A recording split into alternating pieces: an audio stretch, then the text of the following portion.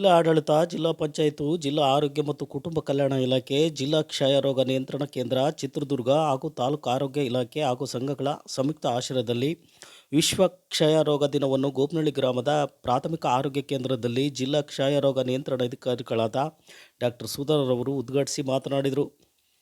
ಕ್ಷಯರೋಗವು ದೊಡ್ಡ ಕಾಯಿಲೆಯಲ್ಲ. ಇದಕ್ಕೆ ಪೌಷ್ಟಿಕ ಆಹಾರ ಪದಾರ್ಥಗಳನ್ನು ತೆಗೆದುಕೊಂಡು ಔಷಧಿ ಮಾತ್ರೆಗಳನ್ನು ತೆಗೆದುಕೊಳ್ಳುವುದರಿಂದ ಸುಲಭವಾಗಿ ಟಿಬಿಯನ್ನು ದೂರ ಮಾಡಬಹುದಾಗಿದೆ ಎಂದು ಹೇಳಿದರು. ಕ್ಷಯರೋಗದಿಂದ ಬಳಲುವವರು ಪೌಷ್ಟಿಕ ಆಹಾರದ ಜೀನಿಕ್ ಪಾಕೆಟ್ಗಳನ್ನು ವಿತರಿಸಿದರು. ಕ್ಷಯರೋಗವನ್ನು ಸೂಕ್ತವಾದ ಚಿಕಿತ್ಸೆ ಹಾಗೂ ಪೌಷ್ಟಿಕ ಆಹಾರದಿಂದ ಸಂಪೂರ್ಣವಾಗಿ ಗುಣಪಡಿಸಬಹುದಾಗಿದೆ ಎಂದು ವೈದ್ಯಾಧಿಕಾರಿಗಳಾದ ಡಾಕ್ಟರ್ ಬಿಂದುಶ್ರೀ ಹೇಳಿದರು. ಕ್ಷಯರೋಗ ಹೊಂದಿರುವ ರೋಗಿಗಳು ಸರ್ಕಾರದಿಂದ ಸಹಾಯಧನ ಹಾಗೂ ಉಚಿತ ಚಿಕಿತ್ಸೆ ಹಾಗೂ ಮಾತ್ರೆಗಳನ್ನು ಸರ್ಕಾರಿ ಆಸ್ಪತ್ರೆಯಲ್ಲಿ ನೀಡುತ್ತಿದ್ದು, ರೋಗಿಗಳು ಪಡೆದುಕೊಂಡು ಟಿಬಿಯನ್ನು ಹಾಗೂ ಆರೋಗ್ಯವನ್ನು ಕಾಪಾಡಿಕೊಳ್ಳಿ ಎಂದು ಅರಿವು ಮೂಡಿಸಿದರು. ಈ ಕಾರ್ಯಕ್ರಮದಲ್ಲಿ ಡಾಕ್ಟರ್ ರೂಪಾ, ರಘು, ಎಎಸ್ಟಿ ತಾಲೂಕು ಮೇಲ್ವಿಚಾರಕರು ಹಾಗೂ ತಾಲೂಕು ನೋಡಲ್ ಲ್ಯಾಬ್ ಅಧಿಕಾರಿಗಳಾದ ಎಚ್ ತಿಪ್ಪೇಸ್ವಾಮಿ, ಆಶಾ ಕಾರ್ಯಕರ್ತರು ಹಾಗೂ ಆರೋಗ್ಯ ಸಿಬ್ಬಂದಿಗಳು, ಸಾರ್ವಜನಿಕರು ಇತರರು ಇದ್ದರು.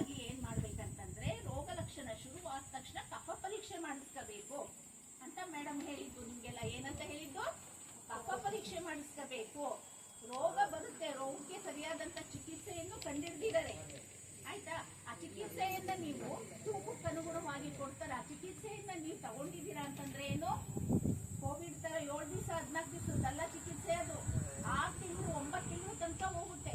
ಕೆಲವರಿಗೆ 6 ತಿಂಗಳು, ಕೆಲವರಿಗೆ 9 ತಿಂಗಳು. ಇನ್ನು ಏನಾದ್ರೂ ರೋಗ ನಿರೋಧಕ ಶಕ್ತಿ ಕಡಿಮೆ ಇದ್ದು, ಆಯ್ತಾ, ಅದರಲ್ಲಿ ರೆಸಿಸ್ಟೆನ್ಸ್ ಅಂತ ನಮ್ಮ ಡ್ರಗ್ಸ್ಗಳಿಗೆ ಅಂದ್ರೆ ನಾವು ತಗೊಳ್ಳೋ ಔಷಧಗಳಿಗೆ ರೆಸಿಸ್ಟೆನ್ಸ್ ಬಂತಪ್ಪ ಆ ಬ್ಯಾಕ್ಟೀರಿಯಾಗೆ ಅಂತಂದ್ರೆ ಇನ್ನೂ ಜಾಸ್ತಿ ಆಗತ್ತೆ. 9 ತಿಂಗಳಲ್ಲ, 1 ವರ್ಷದ ತನಕನೂ ಹೋಗ್ಬಹುದು. ಆದ್ರೆ ನೀವು ಅಷ್ಟೇ ಸಮಾಧಾನವಾಗಿ ನಮ್ಮ ಜೊತೆಗೆ ಸಹಕರಿಸಬೇಕು. ಟ್ರೀಟ್ಮೆಂಟ್ ಇದೆ. ಕ್ಷಯ ಬಂತು ಅಂದ ತಕ್ಷಣ ನಾವೆಲ್ಲ ಸತ್ತೋಗಲ್ಲ. ಆಯ್ತಾ? ಭಯ ಪಡಬಾರ್ದು. ಏನ್ ಮಾಡ್ಬೇಕು, ಸಕಾಲಕ್ಕೆ ಬಂದ್ಬಿಟ್ಟು ರೋಗವನ್ನ, ಇಂಥ ರೋಗ ಅಂತ ಕಂಡಿಡಿದ ನಂತರ ಅವ್ರು ಹೇಳ್ತಾರೆ, ಇಂಥ ರೋಗ ಅಂತ ಗೊತ್ತಾದ ನಂತರ ಏನ್ ಮಾಡ್ಬೇಕು, ಟ್ರೀಟ್ಮೆಂಟ್ ಅನ್ನ ಕರೆಕ್ಟಾಗಿ ಮೇಡಮ್ ಅಲ್ಲಿ ಹೇಳಿದಾಗೆ ಟ್ರೀಟ್ಮೆಂಟ್ ಅನ್ನ ತಗೋಬೇಕು. ಟ್ರೀಟ್ಮೆಂಟ್ ತಗೊಳಕ್ಕೆ ಯಾರು ಬರ್ಬೇಕು, ಯಾರು ತಗೋಬೇಕು ಟ್ರೀಟ್ಮೆಂಟ್? ನೀವೇ ತಗೋಬೇಕು. ಯಾರು ರೋಗಿಗಳು ಇರ್ತಾರಲ್ಲ ಅವರೇ ತಗೋಬೇಕು.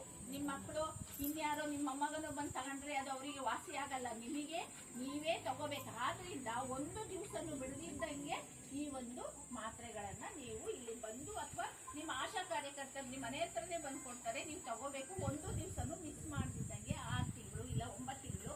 ಆಮೇಲೆ ಮೇಡಮ್ ಹೇಳಿದ್ರು, ಶ್ವಾಸಕೋಶಕ್ಕಷ್ಟೇ ಅಲ್ಲ, ಬೇರೆ ಬೇರೆ ಅಂಗಗಳಿಗೂ ಬರುತ್ತೆ ಅಂತಂದ್ರು. ಹೌದಿಲ್ಲ?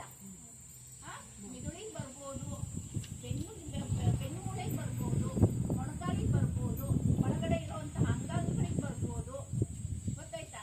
ಅಕಸ್ಮಾತ್ ಏನಾದ್ರೂ ಚಿಕ್ಕ ವಯಸ್ಸಿನಲ್ಲಿ ಅಜ್ಜ ಅಜ್ಜಿಗಿದ್ದು ಮನೆಯಲ್ಲಿ ಹೆಣ್ಮಕ್ಳಿದ್ದು ಅವರಿಗೆ ಒಳಗಡೆ ಹೋಗಿ ಸೇರ್ಕೊಂಡಿದ್ರೆ ಬಂಜೆತನ ಬರ್ಬೋದು. ಅವ್ರಿಗೆ ಮಕ್ಕಳಾಗದೆ ಇರ್ಬೋದು. ಮದುವೆ ಆಗಿ 1 ವರ್ಷಕ್ಕೆ ತೊಟ್ಟು ಕೊಡ್ಬೇಕಲ್ಲ, ಅದಾಗದೆ ಹೋಗ್ಬೋದು.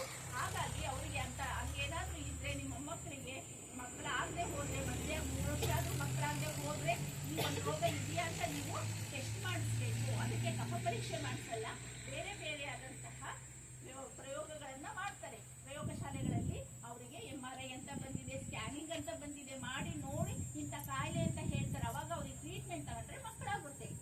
ಆಯ್ತಾ? ಈ ತರ ಬೇರೆ ಬೇರೆ ಕಾಯಿಲೆಗಳು ಕೂಡ ಬರ್ಬೋದು. ಅದಕ್ಕೇನು ಟ್ರೀಟ್ಮೆಂಟ್ ಒಂದ್ ಸ್ವಲ್ಪ ಜಾಸ್ತಿ ಇರುತ್ತೆ. 6 ತಿಂಗಳೇ ಇರಲ್ಲ, 9 ತಿಂಗಳಾಗ್ಬೋದು, 1 ವರ್ಷ ಆಗ್ಬೋದು, 1 ವರ್ಷ ಆಗ್ಬೋದು.